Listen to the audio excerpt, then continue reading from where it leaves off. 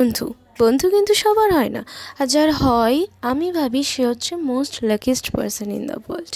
আর আজ হচ্ছে ঠিক সেরকমই এক বন্ধুর বার্থডে, যে আমার লাইফের অনেকটা জুড়ে আছে, যে আমাকে সবসময় সব কিছুতে সাপোর্ট করেছে, সবসময় আমাকে স্পেশাল ফিল করিয়েছে।